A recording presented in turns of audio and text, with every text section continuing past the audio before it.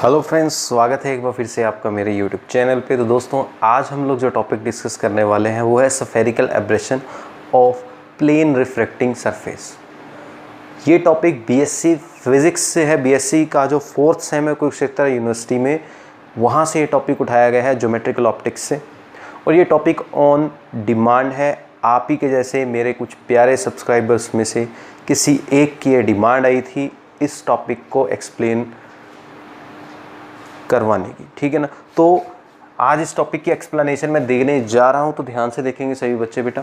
Topic है spherical aberrations of plane refracting surface. के एक प्लेन रिफ्रैक्टिंग सरफेस के केस में भी स्फेरिकल एब्रेशन होता है, ये हम डिस्कस करेंगे। और वो स्फेरिकल एब्रेशन कितना होता है वो एक्सप्रेशन भी आज हम डिराइव करेंगे। तो सबसे पहले तो बच्चों आपको यही पता होना चाहिए व्हाट इज स्फेरिकल एब्रेशन, ठीक है, कि स्फेरिकल एब्रेशन है क्या। चलो स्फेरिकल एब्रेशन छोड़ो, सबसे पहले तो आपको एब्रेशन ही पता होना चाहिए कि क्या होता है, ठीक है।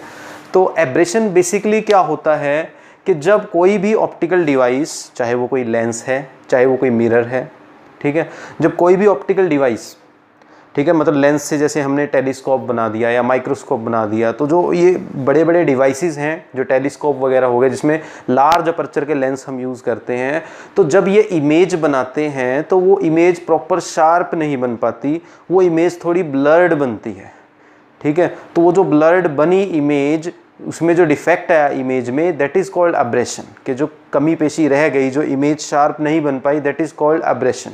अब एब्रेशन कई तरह का होता है, chromatic aberration and monochromatic aberration. Chromatic aberration होता है अलग अलग कलर्स की लाइट की वजह से, मतलब अलग अलग वेवलेंथ वाली लाइट रेज अलग अलग पॉइंट पे फोकस होती हैं और इमेज अलग अलग जगह पे बनाती हैं, जिससे इमेज ब्लर्ड बनती है। और एक होता है मोनोक्रोमेटिक एब्रेशन, जो हमें देखने को मिलता है एक सिंगल वेवलेंथ की लाइट में। तो जो स्फेरिकल एब्रेशन है, it is a kind of monochromatic aberration. ये मोनोक्रोमेटिक एब्रेशन का ही एक एग्जांपल है। समझा देता हूँ स्फेरिकल एब्रेशन सबसे पहले क्या होता है, फिर हम स्फेरिकल एब्रेशन डिस्कस करेंगे प्लेन रिफ्रैक्टिंग सरफेस के केस में। आई होप यहाँ तक आप लोगों को समझ में आ गया होगा। तो देखिए, तो स्फेरिकल एब्रेशन बेसिकली क्या है, जैसे कि सपोज ये मेरे पास एक लेंस था, this is my convex lens, ठीक है बेटा, this is my convex lens. ये है कन्वेक्स लेंस का प्रिंसिपल एक्सिस, ये मैंने इसका प्रिंसिपल एक्सिस ड्रॉ कर दिया, ठीक है, कि मेरा कन्वेक्स लेंस था और इस कन्वेक्स लेंस का मैंने क्या ड्रॉ कर दिया, ये प्रिंसिपल एक्सिस ड्रॉ कर दिया। अब इस कन्वेक्स लेंस पे जब लाइट रेज आएंगी तो उन लाइट रेज को मैं दो तरह की रेज में डिवाइड कर सकता हूँ। एक होती है पैरा एक्सियल रेज, एक होती है पेरिफेरल रेज। तो दो तरह की रेज में हम उनको डिस्क्राइब कर सकते हैं। मतलब ऐसी लाइट रेज जो ऑप्टिकल एक्सिस, जो हमारा प्रिंसिपल एक्सिस है, ठीक है ना, ऐसी लाइट रेज जो प्रिंसिपल एक्सिस के नज़दीक होती हैं, उन्हें हम बोलते हैं पैरा एक्सियल रेज। क्या बोलते हैं उनको हम? पैरा एक्सियल रेज, ठीक है। और जो लाइट रेज प्रिंसिपल एक्सिस से दूर होती हैं, मतलब जो हमारा लेंस है उसकी बाउंड्रीज के नज़दीक होती हैं, प्रेफरीज पे, ये वाली लाइट रेज, जैसे ये हो गई और ये हो गई, इन लाइट रेज को क्या बोला जाता है? या तो इनको हम बोलते हैं, ठीक है, इनको दो नाम है, या तो इनको हम बोलते हैं मार्जिनल रेज या पेरिफेरल रेज, ठीक है ना।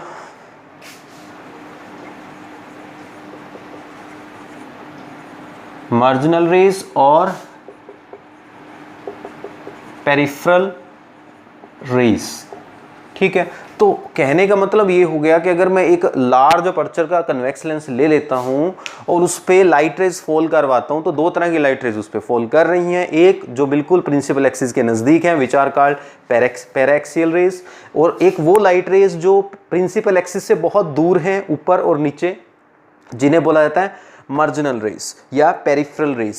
तो ये जो पेरिफेरल रेज हैं जो बहुत दूर हैं, और जो ये दूसरी रेज हैं पैराक्सियल रेज, जब ये इस लेंस पे फॉल करेंगे, सपोज ये सभी रेज प्रिंसिपल एक्सिस के पैरेलल हैं, तो ये लेंस इनको क्या करेगा? फोकस करेगा। हम सब ने पढ़ा है कि कन्वेक्स लेंस क्या करता है? पैरेलल रेज ऑफ लाइट को एक पॉइंट पे कन्वर्ज करता है, क्योंकि ये कन्वर्जिंग लेंस है।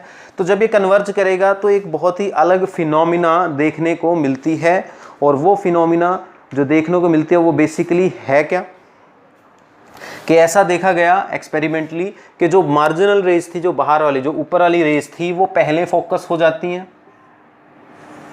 इस तरह से, ठीक है। और जो पैराक्सियल रेज थी वो दूर फोकस होती है, जो पैराक्सियल रेज थी वो दूर फोकस होती है। जो ये पैराक्सियल रेज है हमारी वो इस तरह से दूर फोकस होती है, मतलब जो हमारी पैराक्सियल रेज हैं उनके लिए फोकस पॉइंट अलग है, और जो हमारी मार्जिनल रेज हैं या पेरिफेरल रेज हैं, मतलब पैराक्सियल रेज का फोकस हमने एफ ए से रिप्रेजेंट कर दिया, मतलब ये प्रिंसिपल एक्सिस के नज़दीक वाली लाइट रेज थी, तो उसके लिए इन रेज के लिए फोकस पॉइंट यहाँ है, और जो बाहर वाली रेज हैं हमारी मार्जिनल रेज, इनके लिए फोकस पॉइंट यहाँ है एफ एम। तो आप देख सकते हो कितना डिफरेंस आ गया लाइट रेज के कन्वर्ज होने में। बाहर वाली लाइट रेज जल्दी फोकस हो रही हैं, अंदर वाली लाइट रेज दूर फोकस हो रही हैं, तो इसे ही बोला जाता है स्फेरिकल एब्रेशन। तो अब जो इमेज बनेगी यहाँ पे, इमेज कैसे बनेगी, कैसी बनेगी इमेज, ब्लर्ड बनेगी। इमेज यहाँ पे शार्प नहीं बनने वाली, we will not get the sharp image in this case, एक ब्लर्ड इमेज बनेगी, और वो जो ब्लर्ड इमेज बनी that is called spherical aberration, के हमारी शार्प इमेज नहीं बन पाई। तो अब यहाँ पे हम फिर उसी को फाइंड आउट करेंगे, स्फेरिकल एब्रेशन फाइंड आउट करेंगे हम किसके केस में, रिफ्रैक्टिंग सरफेस के केस में। कौन सा रिफ्रैक्टिंग सरफेस, प्लेन। तो स्फेरिकल एब्रेशन आई थिंक सबको समझ में आ गया होगा। इसके अलावा इसमें स्फेरिकल एब्रेशन दो तरह का होता है, आपको ध्यान रखना है। स्फेरिकल एब्रेशन जो है it is of two types, ये भी आपको याद रखना है, टॉपिक शुरू होने से पहले बता देता हूँ कि जो स्फेरिकल एब्रेशन है it is of two types. Number 1 पे आपके पास आता है lateral spherical inversion, lateral spherical aberration, ठीक है ना। और दूसरे नंबर पे आपके पास जो आता है वो आता है longitudinal spherical aberration, longitudinal spherical aberration. I hope सबको यहाँ तक समझ में आ गया होगा कि दो तरह का स्फेरिकल एब्रेशन है, lateral spherical aberration and longitudinal spherical aberration. तो दोनों को मैं आपको बता देता हूं कि लेटरल स्फेरिकल एब्रेशन क्या होता है और लॉन्गिट्यूडनल स्फेरिकल एब्रेशन क्या होता है। तो लॉन्गिट्यूडनल स्फेरिकल एब्रेशन तो सिंपल है, ये वाला फोकस पॉइंट जो है यहाँ तक अगर मैं फोकल लेंथ निकालता हूँ हमारी लेंस की, इस वाले फोकस के लिए वो सपोज आती है एफ ए, ठीक, यही आती है फोकल लेंथ। और जो हमारा दूसरा फोकस है मार्जिनल फोकस, जो पेरिफेरल रेज की वजह से बना है, उसकी फोकल लेंथ मैंने एफ एम से रिप्रेजेंट कर ली। तो ये जो डिफरेंस है ना, मतलब यहाँ से लेके यहाँ तक का ये जो डिफरेंस है, इस डिफरेंस को हम बोलते हैं लॉन्गिट्यूडनल स्फेरिकल एब्रेशन। मीन्स ये कैसे निकलेगा, फोकल लेंथ जो है मार्जिनल रेज की उसमें से माइनस कर लेंगे, मतलब फोकल लेंथ जो है पैराक्सियल रेज की उसमें से हम माइनस कर लेंगे फोकल लेंथ किसकी, मार्जिनल रेज की। मतलब ये आने वाला है F M F A minus F M. तो ये जो वैल्यू हमें मिलती है, ये जो वैल्यू हमें मिली F A minus F M, it represent the longitudinal spherical aberration. अब बात करते हैं लेटरल स्फेरिकल एब्रेशन की। अब दोस्तों जब अगर अभी तो ये डायग्राम आपको जो रे डायग्राम मैंने बोर्ड पे बनाया है ये आपको 2 डायमेंशन में नज़र आ रहा है। अगर हम इसको 3 डायमेंशन में सोचने की कोशिश करें तो अगर हम देखें तो इमेज कैसी बनेगी, देखो यहाँ पे इमेज ब्लर्ड बन रही है यहाँ से लेके यहाँ तक, मतलब शार्प इमेज ना बन के इतने पोर्शन के अंदर हमें इमेज मिलेगी, मतलब यहाँ से लेके यहाँ तक इमेज बनेगी, ब्लर्ड इमेज होगी, ठीक है। तो वहाँ पे लेटरल स्फेरिकल एब्रेशन क्या बनता है कि हमें यहाँ जो इमेज मिलने वाली है यहाँ से लेके यहाँ तक इतनी रेंज में, वो जो इमेज मिलने वाली है वो ये जो हमारा एक्सियल लाइन है हमारी प्रिंसिपल एक्सिस, इसके क्या होने वाली है, परपेंडिकुलर और सर्कुलर। कैसी होने वाली है, सर्कुलर, मतलब एक स्पॉट हमें मिलेगी, मतलब एक पॉइंट इमेज ना मिलके, हमें पता है कि जो पैरेलल रेज है वो क्या बनाती है, पॉइंट इमेज बनाती है, लेकिन यहाँ पे स्फेरिकल एब्रेशन की वजह से हमें पॉइंट इमेज ना मिलके कैसी इमेज मिलती है, एक इस तरह से सर्कुलर इमेज हमें जो है एक स्पॉट मिलती है। बेसिकली इमेज हमें किसकी फॉर्म में मिलती है, स्पॉट्स की फॉर्म में मिलती है। अब अगर मैं अलग अलग जगह पे जो है स्क्रीन को रखता हूं तो जो इमेज बनेगी, स्पॉट बनेगी, उसका साइज और उसकी जो इंटेंसिटी है वो अलग अलग होगी। तो लेटरल स्फेरिकल एब्रेशन क्या होता है कि हमें एक ऐसा प्लेन मिलेगा, एक्स वाई प्लेन, ये एक्स वाई प्लेन में यहाँ एक इमेज ऐसी मिलेगी जिसका डायमीटर लीस्ट होगा, मतलब जैसे जैसे आगे जाएंगे मतलब जिस एक ऐसी हमें यहाँ पे एक सर्कुलर स्पॉट मिलेगी, जो इमेज मिलेगी जिसका सर्कुलर स्पॉट का जो डायमीटर होगा वो मिनिमम होगा और इंटेंसिटी मैक्सिमम होगी। तो ये जो मैक्सिमम इंटेंसिटी और मिनिमम डायमीटर वाला स्पॉट जो हमें मिलता है, इसके डायमीटर को ही हम क्या बोलते हैं, यहाँ से यहाँ तक जो इसका डायमीटर है उसे क्या बोलते हैं, lateral spherical aberration. I hope सबको क्लियर हो गया होगा कि लेटरल स्फेरिकल एब्रेशन कहाँ बनता है। यहाँ पे आप ऐसे भी मान सकते हो कि देखो ये वाली लाइट रेस थी, ये ऐसे गई, यहाँ से निकल रही है, ये वाली लाइट रेस ऐसे जा रही है, तो यहाँ एक दूसरे को यहाँ पे कट कर रही हैं दोनों, पेरिफेरल और मार्जिनल लाइट रेस। तो यहाँ पे एक इमेज बनेगी जो सबसे ज़्यादा यूनिफॉर्म इल्यूमिनेशन होगा, जिसमें ब्राइट इमेज बनेगी, मतलब यहाँ पे जो स्पॉट बनेगी उसकी इंटेंसिटी यूनिफॉर्म होगी, सबसे ज़्यादा होगी, और उसका जो डायमीटर है वो लीस्ट होगा। ठीक है, तो यहाँ से जो इसका डायमीटर आया उसे बोला जाता है लेटरल स्फेरिकल एब्रेशन। तो ये तो थी अब तक की बात जो बतानी ज़रूरी थी। अब आते हैं मुद्दे पे। हमारा जो टॉपिक है spherical aberration of plane refracting surface. अभी तो हमने लेंस के केस में डिस्कस किया कि होता है स्फेरिकल एब्रेशन। अब हम डिस्कस करेंगे कि अगर मैं एक प्लेन रिफ्रैक्टिंग सरफेस भी ले लेता हूँ तो उसमें भी मुझे स्फेरिकल एब्रेशन देखने को मिलता है। अब प्लेन रिफ्रैक्टिंग सरफेस का क्या मतलब है यहाँ पे, मतलब जैसे लेंस होता है ना, लेंस का रिफ्रैक्टिंग सरफेस कर्व्ड होता है। कैसा होता है, कर्व। तो अगर मैं कर्व्ड ना लेके एक ऐसा रिफ्रैक्टिंग सरफेस ले लूं जो प्लेन हो, इस तरह से, जैसे ये ग्लास की एक स्लैब ले ली मैंने, है ना, ऐसा मान सकते हैं कि मैंने यहाँ पे एक ये ग्लास ले लिया जिसका सरफेस कैसा है, आप देख सकते हो कैसा सरफेस है इसका, प्लेन सरफेस है, प्लेन रिफ्रैक्टिंग सरफेस है। ठीक है, मतलब कहने का ये है कि ये जो एक सरफेस बन गया, ये सरफेस जो है हमारा वाई प्राइम, ये क्या कर रहा है, अलग अलग कर रहा है दो मीडियम्स को। मतलब यहाँ पे अलग मीडियम है, अगर मैं यहाँ मान लिया ग्लास लेता हूँ, सपोज यहाँ एयर लेता हूँ, तो इससे कोई भी मान सकते हो आप मीडियम्स।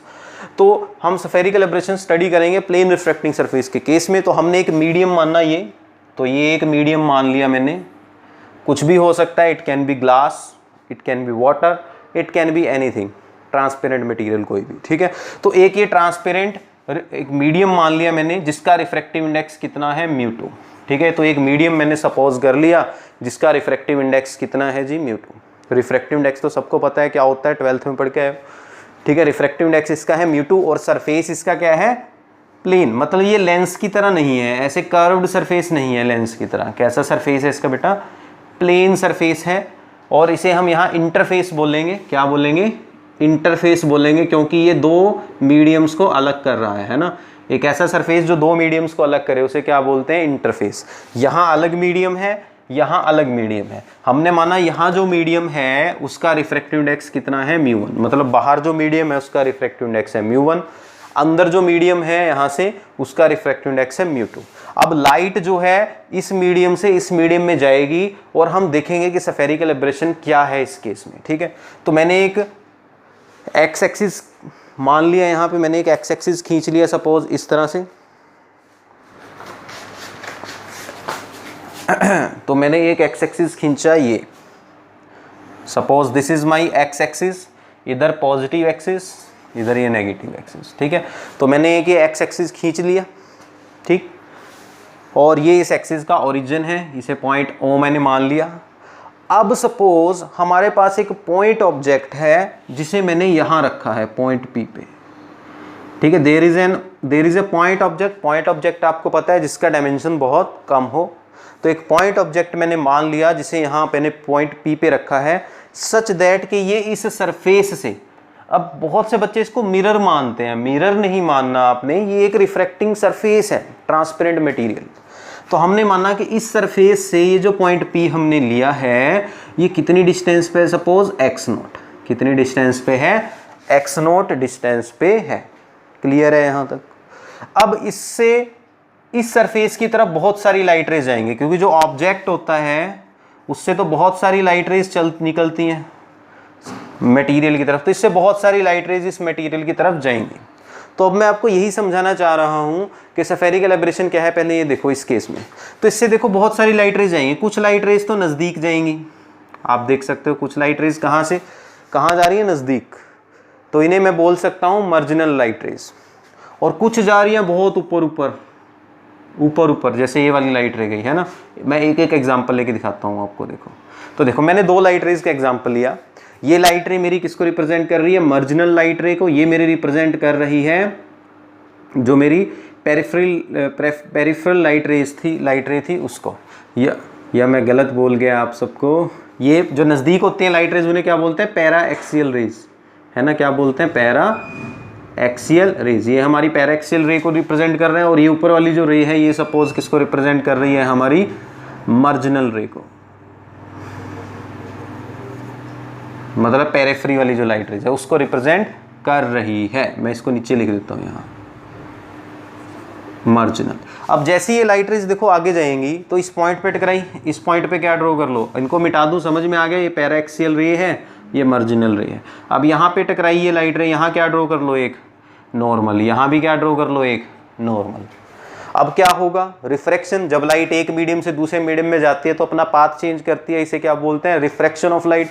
तो लाइट इस मीडियम से इस मीडियम में जा रही है, अपना पाथ चेंज करेगी, ठीक है। तो लाइट अपना पाथ चेंज करेगी। इस तरह से हमने मान लिया कि लाइट ऐसे गई, कि हमने माना कि लाइट जो है रेयर से डेंसर मीडियम में जा रही है, इसका रिफ्रैक्टिव इंडेक्स कम है, इसका ज़्यादा है, light is going from rare to denser medium, so it bend towards the normal.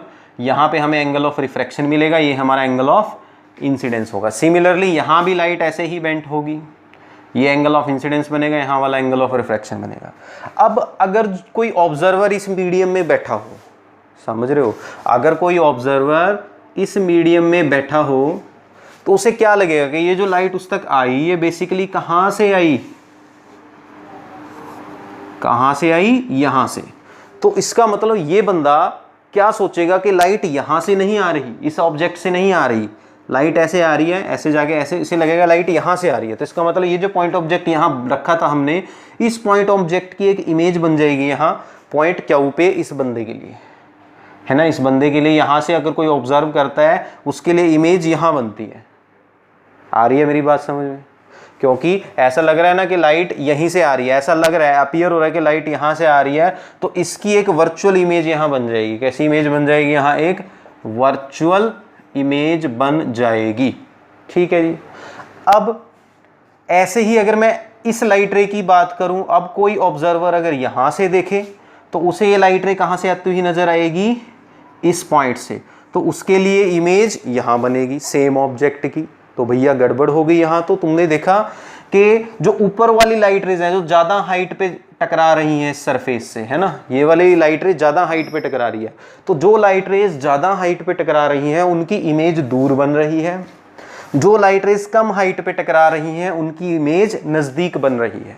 तो ऑटोमेटिकली इससे जो लाइट रेज जाएंगी बहुत सारी, उन सब से जब इमेज बनेगी तो यहाँ पे जो इमेज मिलेगी हमें, जो वर्चुअल इमेज बनेगी वो शार्प नहीं होगी, वो कैसी होगी, ब्लर्ड होगी। मतलब यहाँ भी क्या आ गया, स्फेरिकल एब्रेशन आ गया। क्योंकि आप देख सकते हो अलग अलग लाइट रेज अलग अलग पॉइंट पे इमेज बनाएंगी, यहाँ से लेके यहाँ तक कितनी रेंज के बीच में हमें एक वाइड इमेज मिलेगी, ब्लर्ड इमेज मिलेगी, आप समझ रहे होंगे। तो यहाँ से लेके यहाँ तक जो इमेजेस बनी, तो हम यहाँ से लेके यहाँ तक की डिस्टेंस निकाल लेंगे, यहाँ से लेके यहाँ तक की डिस्टेंस निकाल लेंगे। मतलब ये जो इमेज बनी है ये किसकी वजह से बनी है, नज़दीक वाली लाइट रेज की वजह से। ये इमेज बनी है ऊपर वाली लाइट रेज की वजह से, दूर वाली लाइट रेज की वजह से। तो इस तरह से अलग अलग लाइट रेज की वजह से अलग अलग पॉइंट पे इमेज बनेगी, और इमेज कैसी होगी, एक तरह से ब्लर्ड होगी, और इसे बोला जाता है spherical aberration of plane reflecting surface. I hope सबको समझ में आ गया होगा स्फेरिकल एब्रेशन क्या होता है प्लेन रिफ्लेक्टिंग सरफेस के केस में। अगर समझ में आ गया तो वीडियो को लाइक कर दो। दूसरा मैं आपको बताता हूँ, सपोज अब ये इमेज बनी है पैरेक्सियल लाइट रे की वजह से, और उसके लिए मैंने डिस्टेंस मान ली XA इस इमेज की, और ये इमेज बनी है मार्जिनल लाइट रे की वजह से, ऊपर वाली लाइट रेज की वजह से, इसकी डिस्टेंस मान ली मैंने XM। तो यहाँ जो हम स्फेरिकल एब्रेशन निकाल लेंगे वो कौन सा निकाल लेंगे, लॉन्गिट्यूडनल स्फेरिकल एब्रेशन निकाल लेंगे। यहाँ लॉन्गिट्यूडनल स्फेरिकल एब्रेशन हम यहाँ फाइंड आउट करेंगे, और वो किसके इक्वल होगा, XM मार्जिनल लाइट रेज की वजह से जो एब्रेशन आया, minus XA paraxial rays की वजह से जो इमेज बनी उसकी डिस्टेंस, ठीक है, XM माइनस XA, और ये हमारा स्फेरिकल एब्रेशन को रिप्रेजेंट करेगा। तो आई होप आप लोगों को अभी तक ये फील आ गया होगा कि मैं समझाना क्या चाह रहा हूँ, आपको ये फील आ गया होगा कि spherical aberration plane reflecting surface में कैसे हो रहा है। सिंपल है, अलग अलग लाइट रेज अलग अलग जगह इमेज बनाएंगे। अगर मैं इससे बहुत सारी लाइट रेज लूँ तो ये यहाँ बनाती है इमेज, ये लाइट रे यहाँ इमेज बनाती है, ये लाइट रे यहाँ इमेज बनाती है, तो अलग अलग लाइट रे की अलग अलग जगह इमेज बनेगी। इससे बहुत सारी लाइट रेज जाएंगी ना पॉइंट ऑब्जेक्ट से, तो अलग अलग लाइट रे अलग अलग जगह पे इमेज बनाएगी। तो इससे एक शार्प इमेज यहाँ नहीं बनेगी। कैसी इमेज बनेगी? Blurred image. तो इसे ही बोलते हैं हम कि यहाँ क्या आ गया, स्फेरिकल एब्रेशन आ गया। तो इसका मतलब आप लोगों को यहाँ तक तो क्लियर हो गया कि spherical aberration plane reflecting surface पे कैसे होता है, ये फील आपको आ गई। अब मैं आपको इसका एक्सप्रेशन फाइंड आउट करके दिखाऊंगा कि प्लेन रिफ्लेक्टिंग सरफेस के केस में स्फेरिकल एब्रेशन कैसे निकालते हैं। तो बने रहे मेरे साथ, ठीक है। अब आने वाले 15 मिनट्स में हम longitudinal spherical aberration find out करेंगे प्लेन रिफ्लेक्टिंग सरफेस के लिए। तो अपना पेन कॉपी उठा लें अगर आप BSc 4th सेम के स्टूडेंट हो, क्योंकि लॉकडाउन की वजह से क्लासेस तो नहीं लग रही, आपको तो ऑनलाइन ही पढ़ना पड़ेगा। तो जो भी बच्चा है अगर BSc का है वो वीडियो देख रहा है तो उसको मैं बता दूं कि पोलराइजेशन चैप्टर के ऊपर भी वीडियोस मेरी ऑलरेडी बनी पड़ी हैं, आप जाके मेरे चैनल पे विजिट कर सकते हो। और भैया इस वीडियो को अपने दोस्तों को भी शेयर ज़रूर करना, बहुत मेहनत कर रहा हूँ आप लोगों के लिए ही। तो चलिए अब मैं आपको इसका एक्सप्रेशन फाइंड आउट करते हैं। तो सपोज़ ये मैंने एक, इसको थोड़ा साइड में करूँगा क्योंकि कैलकुलेशंस होंगी अब। तो ये मैंने एक सरफेस ले लिया, रिफ्रैक्टिंग सरफेस जो प्लेन है, एक मीडियम ले लिया, मतलब इस मीडियम का रिफ्रैक्टिव इंडेक्स μ2 है और बाहर जो मीडियम है उसका रिफ्रैक्टिव इंडेक्स सपोज μ1 है। ये हमारा पैरेलल, मतलब ये हमारा एक प्लेन रिफ्रैक्टिंग सरफेस है, ठीक है, जिस पे लाइट फॉल करेगी। ये हमने हमारा x एक्सिस ले लिया, ठीक है, पॉजिटिव x एक्सिस, इधर नेगेटिव x एक्सिस। कहने का मतलब है कि इधर वाली डिस्टेंसेस में पॉजिटिव लूँगा, इधर वाली डिस्टेंसेस में नेगेटिव लूँगा। वैसे भी आप लोग साइन कन्वेंशंस पढ़ के आए हो 12th क्लास में। इंसिडेंट रे की डायरेक्शन में जो डिस्टेंस लेते हैं वो पॉजिटिव आती है, और इंसिडेंट रे से अपोजिट डायरेक्शन में जो हम डिस्टेंसेस लेते हैं वो नेगेटिव आती हैं, ठीक है। तो देखो इसको ध्यान से, तो हमने क्या किया, यहाँ पे एक पॉइंट ऑब्जेक्ट रख दिया P, जिसकी हम इमेज बनाना चाहते हैं, ठीक है। तो सपोज यहाँ से, अब वैसे तो बहुत सारी लाइट रेज जाएंगी जैसे अभी समझाया था हमने माना ये पॉइंट P यहाँ से कितनी डिस्टेंस पे है, x0 इस सरफेस से। अब इस पॉइंट P से जा तो बहुत लाइट रेज रही हैं, लेकिन मैंने एक लाइट रे कंसिडर की जो h हाइट पे इससे जाके टकराती है सरफेस से, यहाँ पे टकराती है पॉइंट M पे, और पॉइंट M की हाइट सपोज कितनी है सरफेस से, मतलब इस एक्सिस से h हाइट पे जाके एक लाइट टकराती है, ठीक। अब जैसे यहाँ टकराएगी तो क्या होगा, रिफ्रैक्शन ऑफ लाइट। जैसा मैंने बताया इस मीडियम से ये लाइट कहाँ एंटर करेगी, दूसरे मीडियम में, रेयर टू डेंसर जा रही है सपोज, तो लाइट ऐसे बेंट हो जाएगी, ठीक है। और देखने वाले को क्या लगेगा, जो ऑब्जर्वर महाशय हैं उन्हें लगेगा कि ये कहाँ से आ रही है, पीछे एक्सट्रापोलेट अगर मैं करता हूँ तो इनको लगेगा कि लाइट जो है भैया यहाँ से आ रही है। तो इसका मतलब जो ऑब्जेक्ट हमने यहाँ P पॉइंट पे रखा था उसकी एक वर्चुअल इमेज बनेगी Q पॉइंट पे। क्या यहाँ तक सबको समझ में आया? तो सिंपल था बेटा, P पॉइंट से लाइट रे चली, रेयर टू डेंसर गई, ऐसे चलेगी। अब इस बंदे को ये थोड़ी दिखेगा कि लाइट यहाँ से आई है, ऑब्जेक्ट यहाँ रखा था, लेकिन इसको लगेगा ये जो लाइट है ना यहाँ से ऐसे मुड़ के नहीं आई, इसे लगेगा लाइट यहाँ से आ रही है। तो इसलिए इसके लिए ये ऑब्जेक्ट इसे यहाँ दिखने वाला है। तो यहाँ क्या बनने वाली है, एक वर्चुअल इमेज बनने वाली है पॉइंट P की, मतलब जो पॉइंट इमेज हमने यहाँ पॉइंट ऑब्जेक्ट रखा है उसकी एक वर्चुअल इमेज पॉइंट के ऊपर बन जाएगी। आई थिंक यहाँ तक सबको समझ में आ गया। अब इसकी कैलकुलेशंस करेंगे। अब ये हमारी इंसिडेंट रे थी, तो इंसिडेंट रे जो एंगल बनाती है नॉर्मल के साथ उसे हम बोलते हैं एंगल ऑफ इंसिडेंस, उसको I से रिप्रेजेंट कर दिया मैंने। और ये हमारी रिफ्रैक्टेड रे है, कौन सी रे है, ये हमारी रिफ्रैक्टेड रे ये, और ये हमारी क्या है, इंसिडेंट रे ये, ठीक है। तो रिफ्रैक्टेड रे नॉर्मल के साथ जो एंगल बनाती है उसे हम बोलते हैं एंगल ऑफ रिफ्रैक्शन। तो यहाँ पे आई रिप्रेजेंट कर रहा है एंगल ऑफ इंसिडेंस को, एंगल ऑफ इंसिडेंस को, और आर रिप्रेजेंट कर रहा है एंगल ऑफ रिफ्रैक्शन को। क्लियर है जी यहाँ तक, ठीक है। तो अब फर्दर आप ध्यान से देखो बाय ज्योमेट्री, अगर ये एंगल आई है तो ये एंगल भी तो आई होगा। ये जेड बन रहा है ना, देखो दो पैरेलल लाइंस हैं, ये वाली लाइन और ये वाली लाइन पैरेलल है, तो जो एंगल यहाँ बनेगा वही एंगल यहाँ बनेगा, है ना। जेड बन रहा है, आपने पढ़े हैं। यहाँ जो एंगल होगा यहाँ, ये अगर ये पैरेलल रेज है और बीच में एक लाइन खींच दूँ तो एंगल सेम होते हैं। तो ये एंगल अगर आई है तो ये एंगल भी कितना होगा, आई होगा। इसी तरह से अगर ये एंगल मेरा आर है तो ध्यान से देखो,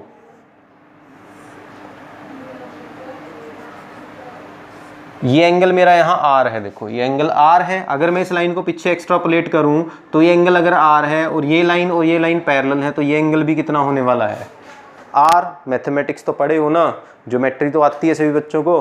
तो ये एंगल अगर आर है तो ये भी आर होगा, that means this angle is R. I hope सब बच्चों को यहाँ तक तो समझ में आ गया है। तो भैया अब हम कैलकुलेशंस करेंगे, घनघोर कैलकुलेशंस होने वाली हैं, डरने का नहीं, ठीक है। तो देखो, so be ready for the calculation. Suppose इस रे के लिए जो इमेज बनी यहाँ पे, उसकी डिस्टेंस हमने मान ली x1। क्या मान ली हमने, x1 मान लीजिए। और ये जो डिस्टेंसेस हैं ये मैं नेगेटिव लेने वाला हूँ, मतलब जो OP है, ये जो डिस्टेंस OP है ये मैं -x0 लेने वाला हूँ, और जो डिस्टेंस OQ है ये -x1 लेने वाला हूँ। क्यों ले रहा हूँ, ड्यू टू साइन कन्वेंशंस। क्यों ले रहा हूँ, ड्यू टू साइन कन्वेंशंस। आपने 12th क्लास में पढ़ा है कि इंसिडेंट रे की डायरेक्शन से अपोजिट वाली जो लाइट रेज अपोजिट वाली जो डिस्टेंसेस होती हैं वो नेगेटिव होती हैं। देखो इंसिडेंट रे किस तरफ जा रही है, इस तरफ, और हम डिस्टेंस किस तरफ मान रहे हैं, यहाँ से डिस्टेंस मापते हैं, डिस्टेंस हम मान रहे हैं अपोजिट डायरेक्शन में, तो इसलिए ये डिस्टेंसेस नेगेटिव आने वाली हैं। या सिंपल आप ऐसे भी सिंपल तरीके से याद रख सकते हो कि पॉजिटिव एक्सिस वाली डिस्टेंसेस पॉजिटिव, नेगेटिव एक्सिस वाली डिस्टेंसेस नेगेटिव, लेफ्ट वाली नेगेटिव, राइट वाली पॉजिटिव, ठीक है। तो ये नेगेटिव होंगी, ये भी नेगेटिव और ये भी नेगेटिव। क्लियर है जी, तो इसका ध्यान रखना है आपने। तो अब देखो क्या करेंगे हम, अब मैं सिंपली इस पॉइंट M पे स्नेल्स लॉ लगाऊंगा। लॉ ऑफ रिफ्रैक्शन पढ़ी है ना 12th क्लास में, 10th में भी पढ़ी है। So using Snell's law at point M, कि अगर मैं पॉइंट M पे स्नेल्स लॉ यूज करता हूं तो मुझे क्या मिलेगा। तो पॉइंट M पे अगर मैं स्नेल्स लॉ यूज करता हूं तो स्नेल्स लॉ क्या बोलती है, याद होगा आपको, ये वाले मीडियम का refractive index μ1 multiply by sine of the angle of incidence, ये इक्वल होगा दूसरे वाले मीडियम का रिफ्रैक्टिव इंडेक्स μ2 मल्टीप्लाई बाय दूसरे मीडियम में जो एंगल बन रहा है उसका साइन। ये सिंपल तरीका है स्नेल्स लॉ लगाने का, 12th में पढ़ के आए हो, 10th में भी पढ़ के आए हो, ठीक है। तो देखो सिंपल है, μ1 into sine I equal to μ2 into sine are. तो ये आ गया आपके सामने। फर्दर यहाँ से साइन आई हमारे पास फिर आ जाएगा, ये μ1 उधर चला जाएगा, μ2 बाय μ1 इंटू साइन आर, ये आ जाएगा, ठीक है। नाउ अब हम क्या करेंगे, now put μ2 by μ1 is equal to mu. तो ये जो रेशो है μ2 और μ1 की, इसको मैंने म्यू मान लिया। मतलब ये बेसिकली म्यू क्या रिप्रेजेंट कर रहा है, refractive index of medium 2 with respect to medium 1, उसको मैंने म्यू मान लिया। तो इसकी जगह अगर मैं म्यू लिखता हूं तो साइन आई मेरे पास बन जाता है mu into sine r. This is equation 1। क्या यहां तक समझ में आया? सिंपल है, अगर आप चाहो तो पॉज करके वीडियो को देख सकते हो इसको। तो मेरे को लग रहा है यहाँ तक तो समझ में आ गया होगा, बीएससी के बच्चे हो। नेक्स्ट, अब हम क्या करने वाले हैं, ये डिस्टेंस x1 निकालने वाले हैं। समझ रहे हो क्या निकालने वाले हैं, ये डिस्टेंस x1 कैसे निकालेंगे, राइट एंगल ट्रायंगल से। नाउ फ्रॉम ट्रायंगल QMO, कौन सी ट्रायंगल ली मैंने, QMO। इसको अगर मैं दोबारा से ड्रॉ करूं तो कुछ ऐसे बन सकती है, देखो ये O, ये M, ये यहाँ पे ये Q, और ये हमारा एंगल ऑफ रिफ्रैक्शन बन रहा है यहाँ पे, ये एंगल आर के इक्वल है ना, एंगल ऑफ रिफ्रैक्शन जो यहाँ बनता था आर, और ये हमारी हाइट है एच, और ये वाली जो डिस्टेंस है हमारी ये x1 है। ये मुझे x1 निकालना है, मतलब मैं लिखूंगा O Q upon O M. तो O Q upon O M लिखा भाई मैंने, तो क्या बना, अब एंगल के सामने जो साइड होती है उसे बोलते हैं परपेंडिकुलर, और ये हमारा क्या है बेस। तो बेसिकली मैंने क्या लिखा है, बेस अपॉन परपेंडिकुलर। अब भैया आप पढ़ के आए हो 10th में, पंडित बद्री प्रसाद हर हर बोले, यहाँ पे साइन होता है, यहाँ कोस होता है, यहाँ टेंजेंट, और टेंजेंट का उल्टा होता है कोट। मतलब कोट किसके इक्वल होता है, बेस अपॉन परपेंडिकुलर। तो बेस अपॉन परपेंडिकुलर किसके इक्वल होने वाला है, कोट आर के इक्वल, है ना, इस एंगल का कोट, समझते हो ट्रिग्नोमेट्री। ओ क्या वो हमारा क्या है x1, तो x1 बटे ओ एम क्या है h equal to cot r. तो दैट मीन्स x1 आपका क्या आ गया, h into cot r. This is equation 2। I hope यहाँ तक सबको समझ में आ गया होगा। और फर्दर x1 ये नेगेटिव में आएगा, है ना, माइनस x1 इक्वल टू आ गया h इंटू कोट आर। अब जस्ट मैं क्या करूंगा, इस कोट आर की वैल्यू पुट कर दूंगा अभी।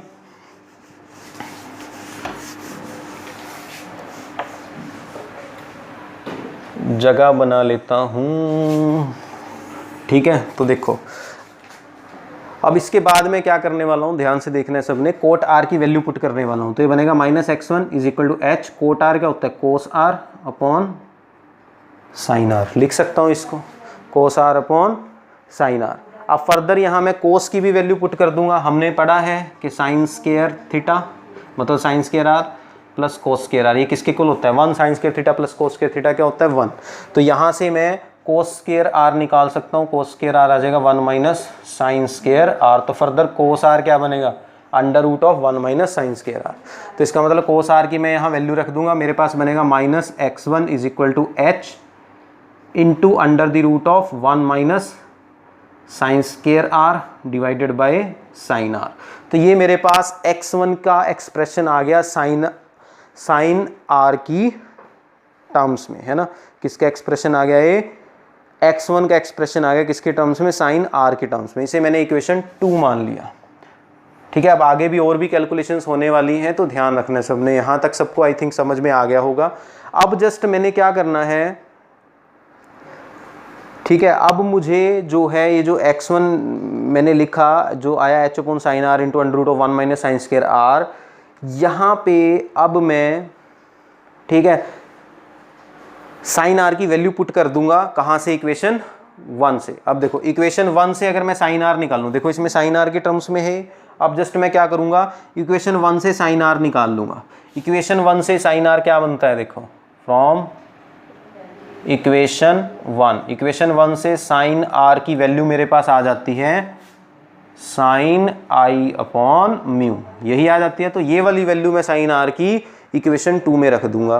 तो इक्वेशन 2 क्या बन जाएगी भक्तों मेरे पास, तो equation 2 becomes, equation 2 will be, तो इक्वेशन 2 बनेगी हमारी minus x1 is equal to h into under the root of 1 minus sine square r. Sine square r करूंगा तो इसका स्क्वायर होगा, तो बनेगा यहाँ पे sine square i upon mu square. यहाँ तक समझ में आया, स्क्वायर होगा, है ना, sine square i upon mu square upon sine r. फिर से साइन आर की वैल्यू रखूंगा तो बनेगा साइन आई अपॉन म्यू, ये म्यू ऊपर चला जाएगा तो आपके पास बनेगा minus x1 is equal to mu into H, ठीक है ना। क्या बनेगा, minus x1 is equal to mu into H upon sine I, ये वाला साइन आई सारे के साथ यहाँ ब्रैकेट में, मतलब इसके बाद अंडर रूट, और अंडर रूट के अंदर ये पूरी टर्म, मतलब 1 माइनस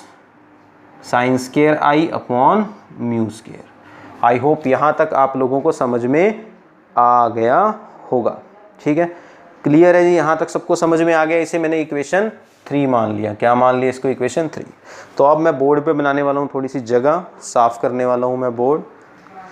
फर्दर यहाँ पे हम देखो क्या करेंगे, अब ये इक्वेशन 3 आ गया। अब ये इक्वेशन 3 किसकी टर्म में आई है, साइन आई की टर्म में। अब मैं साइन आई को भी एलिमिनेट कर दूंगा। कैसे, मैं साइन आई की वैल्यू रख दूंगा इस ट्रायंगल से, ठीक है ना, also from triangle O P M. कौन सी ट्रायंगल, ओ पी एम। यहां से मैं किसकी वैल्यू निकाल लूंगा, साइन आई की, तो क्या आती है साइन थीटा क्या होता है परपेंडिकुलर अपॉन हाइपोटेन्यूज। तो परपेंडिकुलर एंगल के सामने परपेंडिकुलर होता है मतलब OM अपॉन हाइपोटेन्यूज मतलब PM। तो ये बनेगा OM अपॉन PM। अब हाइपोटेन्यूज निकालना है, ये कैसे निकलेगा, पाइथागोरस थ्योरम लग जाएगी। पाइथागोरस थ्योरम लगेगी तो PM किसके इक्वल आएगा, under the root of OP का स्क्वायर प्लस OM का स्क्वायर, ये आएगा। इनकी वैल्यूज रख दो तो यहाँ से मेरे पास साइन I बन जाता है OM मतलब height H upon under the root of x not square minus x not का स्क्वायर करोगे तो प्लस एक्स नॉट स्क्वायर बनेगा प्लस OM फिर से H का स्क्वायर। तो ये किसकी वैल्यू आई दोस्तों, ये साइन I की वैल्यू आई जो आपके सामने है। अब जस्ट मुझे क्या करना है, ये साइन I की वैल्यू इक्वेशन 3 में पुट करनी है। कर सकते हो, मैं क्या करूँगा, जस्ट साइन I की वैल्यू इक्वेशन 3 में पुट कर दूंगा और मेरे पास एक दनदनाता हुआ एक्सप्रेशन आ जाएगा x1 का H और x0 की टर्म्स में। देखो कैसे आएगा, ठीक है। तो ध्यान से सभी बच्चों ने जो है ऑब्जर्व करना है इस चीज़ को, ठीक। तो अब मैं जस्ट क्या करने वाला हूँ, साइन I की वैल्यू रखने वाला हूँ। तो ये मैं मिटा देता हूँ सारा।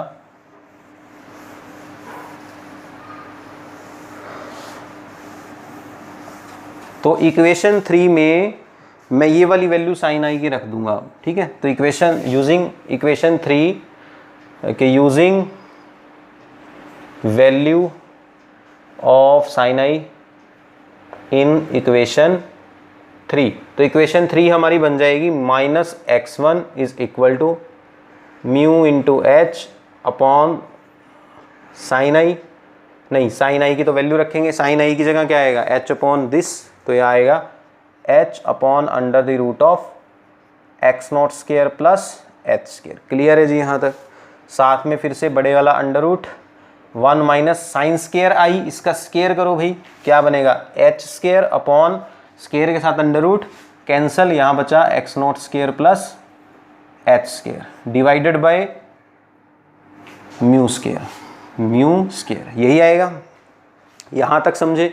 अब देखो यहाँ से इस h के साथ ये h कैंसल हो जाएगा और जो टर्म है वो ऊपर मल्टीप्लिकेशन में चली जाएगी। तो आपके पास क्या बचा यहाँ से minus x1 is equal to mu into under root of x not square plus h square into under the root of, अब ये माइनस है ना, इसको इधर ले जाओ, ये माइनस में इधर लेके जा सकता हूँ, ठीक है ना। तो माइनस म्यू ये ऊपर चला गया under root of x not square plus h square, फिर बड़े वाला अंडर रूट। अब इनका जो है एलसीएम लेके हिसाब किताब कर दो, सोल्व कर दो अंदर वाली टर्म को एलसीएम लेके, और हमारे पास सोल्व करके एक अच्छा खासा आंसर इसको भी आ जाएगा, ठीक है ना। इसको भी अंडर रूट को जब अंदर सोल्व करेंगे तो कुछ इस तरह से हमारे पास ये बन जाएगा। इसको मैं क्या लिखूंगा यहाँ 1 minus H square upon mu square into x not square plus h square, ये नीचे आएगा। क्या यहाँ तक सबको समझ में आ गया। तो ये मेरा x1 का एक्सप्रेशन आ गया किसकी टर्म में, x0 और h की टर्म में, ठीक है। अब इसको थोड़ा सा और सिंप्लीफाई करेंगे हम, ठीक है। थोड़ा इसको और सिंप्लीफाई अभी हम करेंगे। तो देखो कैसे, तो यहाँ से बनेगा x1 is equal to minus mu. अब ये जो टर्म आपको दिख रही है ना x not square plus h square, अगर इसमें से मैं एक्स नॉट स्क्वायर को अंडर रूट से बाहर निकालता हूँ तो वो क्या बन जाता है, एक्स नॉट स्क्वायर जब अंडर रूट से बाहर आएगा तो एक्स नॉट बन जाता है, और उसका मैं मोड ले लेता हूँ, मतलब प्लस की x not square under root से बाहर आके प्लस माइनस एक्स नॉट बन सकता है, लेकिन मैं प्लस वाला मोड लेके चलूँगा यहाँ पे सिंप्लीफिकेशन के लिए, ठीक है। तो यहाँ पे ये हमारे पास बन गया माइनस के म्यू, एक्स नॉट स्क्वायर से को जब अंडर रूट से बाहर निकालना तो सिंपली वो प्लस का एक्स नॉट मान के चलेंगे हम, एक्स नॉट बन गया, ठीक है। अंदर क्या रह गया अंडर रूट के, अब ये तो एक्स नॉट स्क्वायर बाहर आके एक्स बन गया, एक्स नॉट बन गया, एक्स नॉट स्क्वायर खत्म, यहाँ 1, यहाँ एक्स नॉट स्क्वायर है नहीं तो इसके बटे में चला जाएगा H square upon x not square. यहाँ तक समझ में आ गया सबको। उसके बाद मल्टीप्लिकेशन वाली टर्म है, उसको भी देखो इसको कैसे सोल्व करेंगे नेक्स्ट टर्म को। ये बनेगा 1 minus H square upon mu square, इसमें से भी एक्स नॉट स्क्वायर को हम बाहर निकाल लेंगे, और जब एक्स नॉट स्क्वायर को बाहर निकालेंगे यहाँ पे तो हमारे पास बनेगा एक्स नॉट स्क्वायर, अंदर बचेगा यहाँ 1 plus h square upon x square, ये बचेगा। यहाँ तक सबको समझ में आ गया भाई, ठीक। एक्स नॉट आएगा यहाँ पे, ठीक है। अब इसके बाद इसको थोड़ा सा और सिंप्लीफाई कर लेंगे, ये बनेगा x1 is equal to minus के म्यू इंटू एक्स नॉट, ये प्लस का एक्स नॉट, और अंडर रूट को हम 1/2 पावर में भी लिख सकते हैं, तो ये बनेगा 1 plus H square upon x not square सारे की पावर 1/2, और फिर एक और ब्रैकेट इसमें आएगा, ये बड़े वाली ब्रैकेट लेंगे हम, इसमें आएगा 1 minus H square upon mu square into x not square. ये टर्म सारे की पावर 1 है और ये बटे में है, ऊपर जाएगी तो सारे की पावर क्या हो जाएगी -1, तो 1 plus H square upon x not square, ये मल्टीप्लीकेशन में ले लेंगे ऊपर और सारे की पावर -1 बन जाएगी, और ये पूरी ब्रैकेट बंद, सारे का अंडर रूट था इसलिए सारे की पावर कितनी आई 1/2। आई होप यहाँ तक आप लोगों को कोई दिक्कत नहीं होगी। तो ये हमारी इक्वेशन बन गई भैया 4, ठीक है, ये बन गई इक्वेशन 4, जो किसका एक्सप्रेशन है, हमारी x1 डिस्टेंस का। मतलब ये जो फाइनल एक्सप्रेशन हमारे पास आया, ये किसकी डिस्टेंस का एक्सप्रेशन आया है, x1 डिस्टेंस। मतलब कि P ऑब्जेक्ट से, जो पॉइंट ऑब्जेक्ट था, यहाँ से जो लाइट रे चली थी उसकी वजह से जो इमेज बनी, उस इमेज की डिस्टेंस हमने निकाल ली x1, किसके टर्म में, इस डिस्टेंस x0 और इस हाइट h की टर्म्स में निकाल ली, जो ये आया, ठीक है, क्लियर है जी। तो ये की एक्सप्रेशन आ गया, आई होप यहाँ तक सबको समझ में आ गया है। अब इसको मैं, इस एक्सप्रेशन को मैं सोल्व करूंगा according to paraxial rays and marginal rays, मतलब ऊपर वाली रेज और एक्सियल लाइन के नज़दीक वाली रेज, दोनों के लिए मैं इस एक्सप्रेशन को अब सोल्व करूंगा, और मैं देखूंगा कि दोनों के लिए फिर इस x1 की जो वैल्यू है वो चेंज होगी। तो देखो कैसे, तो बस ये एक्सप्रेशन मेन है यहाँ तक जो हमने फाइंड आउट किया। तो इस एक्सप्रेशन को मैं साइड में लिख देता हूँ, यहाँ लिख देता हूँ, उसको मैं फिर टच नहीं करूँगा एक जगह। तो हमारे पास फाइनल एक्सप्रेशन आ गया इस डिस्टेंस x1 का, minus mu into x not into 1 plus H square upon x square सारे की पावर 1/2, और ये ब्रैकेट में 1 minus H square upon mu square x not square into 1 plus H square upon x not square सारे की power -1 और सारे की पावर 1/2। तो this is our equation number 4 जो हमने फाइंड आउट की, फाइनल एक्सप्रेशन, ठीक है। इसे मैंने यहाँ लिख दिया और यहाँ से मैं इसको मिटा देता हूँ। तो भैया अब तक हमने क्या देखा कि इस पॉइंट ऑब्जेक्ट से जो एक लाइट रे जाती थी और उसकी जो इमेज बनती थी उसकी डिस्टेंस निकाल लीजिए हमने, x1 निकाल ली, ये वाली डिस्टेंस x1, क्लियर है। अब ये जो इमेज बनी है ये इस लाइट रे की वजह से बनी है। अब पॉइंट P से तो बहुत सारी लाइट रेज जा रही हैं, जैसे अगर ये सरफेस है, ये पॉइंट P है मतलब पॉइंट ऑब्जेक्ट, इससे तो ये रे भी जा रही है, ये भी जा रही है, ये रे भी जा रही है। अब सबके लिए x की वैल्यू अलग अलग आने वाली है ना, x1 की वैल्यू सबके लिए अलग अलग आने वाली है। तो अब हम इसमें एक स्पेशल केस लेके चलेंगे। देखो, तो हम x1 की वैल्यू निकाल लेंगे। एक तो सबसे पहले पैरेक्सियल रेज के लिए value of x1 for paraxial rays. Paraxial rays का मतलब यहाँ किससे हो गया, जो नज़दीक वाली लाइट रेज है, मतलब ये कि पॉइंट P था ना, अगर जो बिल्कुल यहाँ वाली लाइट रेज है नज़दीक वाली, इनके लिए क्या डिस्टेंस आएगी, समझ रहे हो, नज़दीक वाली लाइट रेज के लिए, लोअर पोर्शन के लिए। तो देखो क्या आएगी। तो अगर हम नज़दीक पे जाते हैं, जैसे मैंने अभी डायग्राम बनाया आपके सामने कि अगर मैं ऑब्जेक्ट से पैरेक्सियल लाइट रेज लेता हूँ तो जो हाइट आती है हमारी h वो लगभग 0 आती है, टेंड्स टू 0। तो इसका मतलब हमें क्या करना है इक्वेशन 4 में, सो इन रेज के लिए जो h है इट टेंड्स टू 0। तो इक्वेशन 4 क्या बन जाएगी हमारी, इक्वेशन 4 बिकम, तो इक्वेशन 4 में जहां जहां h है उसको 0 कर दो, क्योंकि बिल्कुल नज़दीक वाली लाइट रेज के लिए लगभग h की वैल्यू 0 होने वाली है, अभी आपको दिखाया।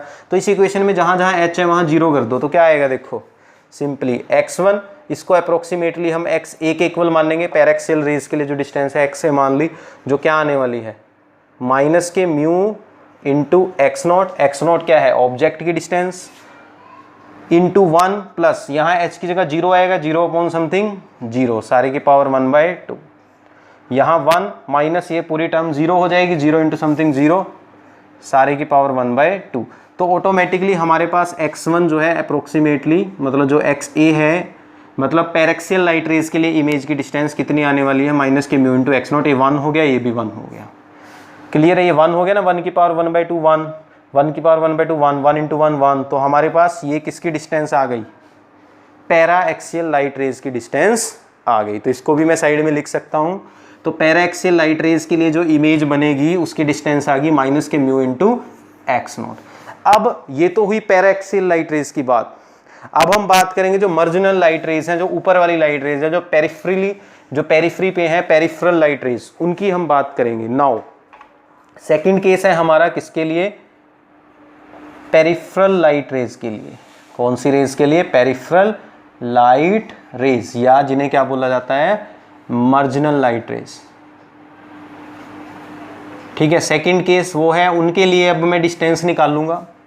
तो उनके लिए अगर मैं डिस्टेंस की बात करूं तो h बहुत ऊपर जाता है ना, मार्जिनल लाइट रेज के लिए h बहुत ज़्यादा हो जाता है, और उनके लिए सिंप्लीफाइड एक्सप्रेशन निकालने के लिए हम h/x0 जो है रेशो हमारी, h/x0 की जो वैल्यू आएगी ना, प्रैक्टिकली देखा गया कि ये जो ऊपर वाली लाइट रेज है इनके लिए h/x0 अप्रोक्सीमेटली ये जो वैल्यू आती है it is less than 1, very very less than 1। तो हम यहाँ पे क्या करने वाले हैं, h/x को, h/x0 की जो हाइयर टर्म्स है जैसे h²/x0², h³ हाइयर टर्म्स को हम नेग्लेक्ट करने वाले हैं। दूसरा हम यहाँ, एक तो हम कहने का मतलब है हम h/x0 की जो रेशो है इसको बहुत कम मानेंगे, इसको नेग्लेक्ट कर सकते हैं जहाँ चाहें। हम सिंप्लीफाई करना चाह रहे हैं, कहने का मतलब ये, तो सिंप्लीफाई करने के लिए हम कई जगह h/x0 वाली जो रेशो है इसको नेग्लेक्ट करेंगे, और इसके अलावा हम इसको बाइनोमियल, इसका हम बाइनोमियल एक्सपेंशन भी लेंगे। बाइनोमियल एक्सपेंशन आप सबको पता है क्या होता है, जैसे मुझे एक टर्म दिया 1 + x सारी की पावर n, तो इसका बाइनोमियल एक्सपेंशन क्या होता है, 1 + x की पावर, ये ऐसे होता है ना, 1 + nx + n × n-1 × x² 2 plus up to so on, यही होती है बाइनोमियल एक्सपेंशन। मैथमेटिक्स में पढ़ा है आप लोगों ने, तो सेम यही हम यहाँ लगाएंगे, सीक्वेंस एंड सीरीज वाला, मतलब बाइनोमियल एक्सपेंशन यहाँ इनका खोलेंगे, हम ओपन करेंगे। तो हमारे पास जो x1 है अप्रोक्सीमेटली उसको मैंने xm मान लिया, और ये क्या आने वाला है, माइनस के म्यू इंटू x0। इसका बाइनोमियल एक्सपेंशन ओपन करो तो क्या बनेगा, 1 +, देखो ये था ना 1 + x की power n, 1 + nx + n × n-1 × x² 2 plus up to so on, ऐसे चलता रहता है। हम सिर्फ फर्स्ट 2 टर्म्स लेंगे, हाइयर ऑर्डर टर्म्स को हम क्या कर देंगे, neglect, higher order terms neglected, उनको हम क्या कर देंगे, नेग्लेक्ट।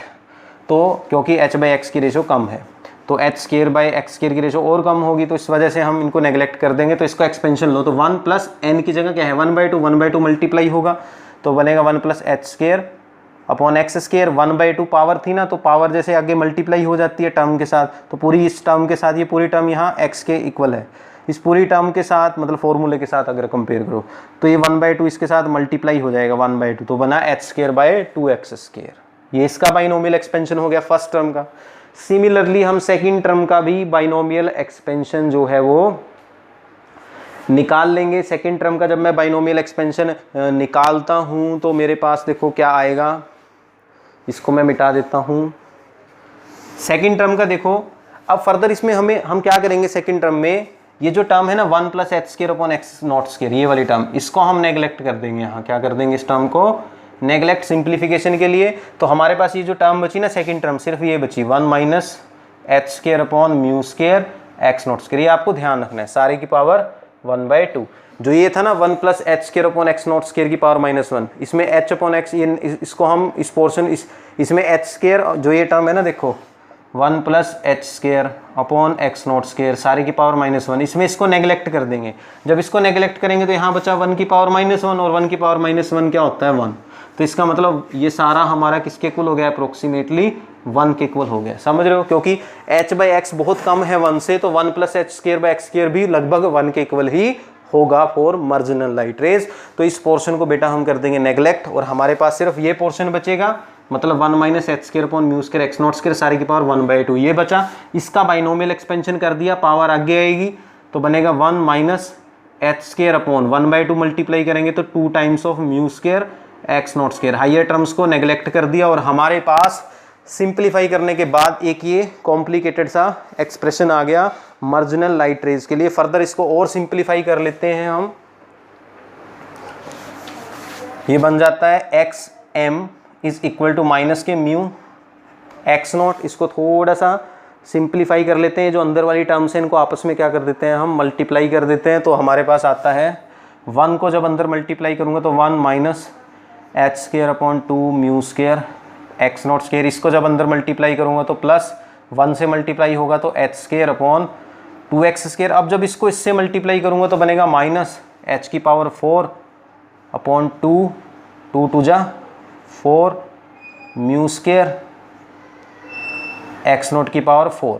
तो ये क्योंकि हमने माना है H by x note less than 1 है, वेरी वेरी लेस देन 1, तो इस टर्म को भी हम यहाँ क्या कर देंगे, सिंप्लीफिकेशन के लिए नेगलेक्ट कर देंगे। और जब बच्चे इसको हम कर देंगे नेगलेक्ट तो हमारे पास हमारी मार्जिनल लाइट रे का एक्सप्रेशन आ जाएगा। मतलब मार्जिनल लाइट रे के लिए जो इमेज बनेगी उसकी डिस्टेंस आ जाएगी XM, जो क्या बनेगी माइनस के mu not into x not 1 minus H square upon 2 mu square x not square plus H square upon 2 x not square, ये बच जाएगा। इसको नेगलेक्ट कर दिया।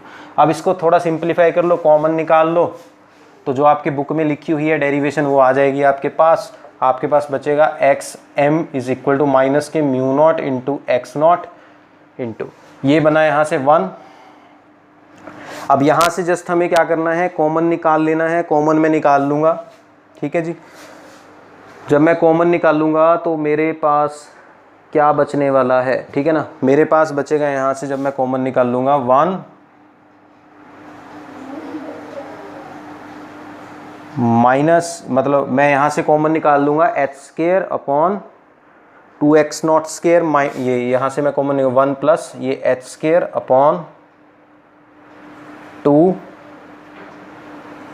Mu square into x not square, ये सारा मैं कॉमन निकाल लूँगा, ठीक है ना। ये सारा मैं क्या कर लूँगा, बाहर कॉमन निकाल लूँगा। तो अंदर क्या बचा, देखो ये सारा बाहर आ गया, यहाँ -1 बचा, प्लस अब यहाँ एच स्केयर भी बाहर आ गया, 2x नॉट स्केयर भी बाहर आ गया। म्यू स्केयर यहाँ नीचे है नहीं, तो म्यू स्केयर अगर यहाँ नीचे नहीं है तो ऊपर चला जाएगा, तो म्यू स्केयर। तो इसका मतलब हमारे पास जो एक्सप्रेशन बना मार्जिनल लाइट रे के लिए जो डिस्टेंस आएगी इमेज की, वो बनी minus mu not into x not into 1 plus H square upon 2 mu square into x not square bracket में mu square -1। This is the expression for the marginal light rays, ठीक है ना। समझ में आ गया सबको। तो ये एक्सप्रेशन आ गया और इसे मैंने मान लिया इक्वेशन नंबर, ये इक्वेशन नंबर 5 थी और दिस इज इक्वेशन नंबर 6। तो आई होप सबको समझ में आ गया यहाँ तक। तो दोस्तों हमने बेसिकली क्या किया, जो हमारी पैरेक्सियल लाइट रेज थी, नज़दीक वाली लाइट रेज थी, उनके लिए इमेज की डिस्टेंस निकाल ली, जो दूर वाली लाइट रेज थी उनके लिए इमेज की डिस्टेंस निकाल ली। और अब हमें क्या निकालना है, स्फेरिकल एब्रेशन। तो देखो कैसे निकलेगा, तो ये भी मैं साइड में लिख लेता हूँ यहाँ। तो हमारे पास मार्जिनल लाइट रेज के लिए भी एक्सप्रेशन आ गया, minus mu not x not into 1 plus H square upon 2 mu square x not square into mu square -1, ये एक्सप्रेशन आ गया, ठीक है। This is equation 6। सो अब सब कुछ हमने फाइंड आउट कर लिया है। बेसिकली हमने क्या फाइंड आउट किया है कि जैसे ये हमारा सरफेस था, ये एक्स एक्सिस था, ये पॉइंट ऑब्जेक्ट था, ये मार्जिनल लाइट मतलब ये हमारी पैरा एक्सेल लाइट रे थी और ये कुछ ऐसे जाती थी मान लिया, और इसकी इमेज यहाँ बनती थी, ठीक है। और जो ऊपर वाली लाइट रेज थी उनकी इमेज थोड़ी यहाँ बनती थी, तो इसकी मैंने डिस्टेंस निकाल ली XA, और जो ऊपर वाली लाइट रेज थी उनकी एवरेज डिस्टेंस मैंने निकाल ली XM।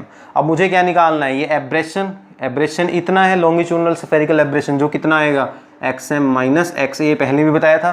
तो इसका मतलब देखो, नज़दीक वाली लाइट रेज की वजह से इमेज यहाँ को बन रही है, ऊपर वाली लाइट रेज की वजह से इमेज यहाँ बन रही है, तो इमेज क्या बनेगी, ब्लर्ड, क्योंकि यहाँ से लेके यहाँ तक बहुत सारी इमेजेस बनेंगी अलग अलग लाइट रेज के लिए, तो एक ब्लर्ड इमेज बनेगी। और हमें स्फेरिकल एब्रेशन कैसे पता लगेगा, XM में से XA माइनस कर लेंगे, ठीक है। तो इसका मतलब जो हमारा लॉन्गिट्यूडनल स्फेरिकल एब्रेशन होगा which is represented by delta x, तो वो क्या होने वाला है, XM - XA। दैट मीन्स हम इसमें से इसको माइनस कर देंगे तो ये आएगा हमारे पास माइनस के mu not x not into 1 plus H square upon 2 mu square x not square into mu square minus 1। इसमें से माइनस करेंगे एक्स ए, मतलब माइनस करेंगे तो माइनस माइनस यहाँ पे क्या हो जाएंगे, माइनस माइनस हमारे हो जाएंगे प्लस, तो हमारे पास बन जाएगा प्लस के म्यू इंटू एक्स नॉट। अब बस म्यू एक्स नॉट यहाँ कॉमन आ जाएगा सारे में से, तो डेल्टा एक्स हमारे पास आ गया, म्यू एक्स नॉट कॉमन यहाँ बचा, मतलब minus mu x not common निकाल लो, अंदर बच गया 1 plus H square upon 2 mu square x not square into mu square minus 1। ये सारा ये बाहर आ गया म्यू एक्स नॉट पूरे में से, और प्लस 1, तो ये बचेगा। आई होप यहाँ तक सबको समझ में आ गया होगा, ठीक है, तो क्लियर है यहाँ तक, आई होप। अच्छा ओके, यहाँ पे एक थोड़ा सा चेंज है, हमने माइनस कॉमन निकाला था ना, तो ये हमारा माइनस में, अगर minus mu not x not common निकाला है तो नेगेटिव बनेगा, इससे 1 से 1 कैंसिल हो जाएगा, ठीक है, नहीं थोड़ी सी गलती हो गई थी, यहाँ -1 आएगा। तो इसका मतलब स्फेरिकल एब्रेशन का फॉर्मूला आ गया minus mu x not into h square upon 2 mu square x not square into mu square minus 1। So this is the expression for spherical aberration of plane refracting surface, और यही हमें find out करना था दोस्तों, ठीक है। तो ये है आपका टॉपिक, एग्जाम में क्वेश्चन डायरेक्ट ऐसे ही आएगा कि derive the expression for spherical aberration of plane refracting surface, और this is the formula for spherical aberration in plane refracting surface. तो यहाँ से ये क्लियर हो गया, तो ये एक्सप्रेशन हमारे पास आ गया, ठीक है। तो ये था आज का टॉपिक, आई थिंक सबको समझ में आया होगा। तो यहाँ से एक चीज़ और सिंप्लीफाई हो जाती है, क्योंकि एक प्लेन रिफ्लेक्टिंग सरफेस जब स्फेरिकल एब्रेशन शो कर रहा है तो इसका मतलब जो हमारे लेंस हैं वो भी शो करेंगे, और लेंस का जो स्फेरिकल एब्रेशन का फॉर्मूला है वो आपके पास अभी बीएससी में तो बिल्कुल भी नहीं है सिलेबस में, आपके पास सिलेबस में यही है, तो यहीं तक आपको करना है इसको, ठीक है। तो आई थिंक सबको ये एक्सप्रेशन समझ में आया होगा। तो अगर आपको ये वीडियो अच्छी लगी then please hit the like button, and also do not forget to share and subscribe my channel. मेरे चैनल को सब्सक्राइब कीजिए, इस वीडियो को अपनी क्लास में फैला दीजिए सभी बच्चों के पास। बहुत मेहनत की है तो मुझे उस मेहनत का फल भी दीजिए, ठीक है ना। तो धन्यवाद, बने रहे मेरे साथ, और भी ऐसी वीडियोस मैं डालने वाला हूँ आपकी बीएससी 4th सेम फिजिक्स की पूरी बुक जो है आपकी, वो उसके लेक्चर्स आने वाले हैं। पोलराइजेशन के ऑलरेडी बहुत से लेक्चर बन चुके हैं, तो बाकी के टॉपिक्स भी कवर हो जाएंगे, ऑप्टिकल फाइबर वगैरह ये सब कुछ मैं कवर करने वाला हूं। तो बने रहे मेरे साथ, धन्यवाद।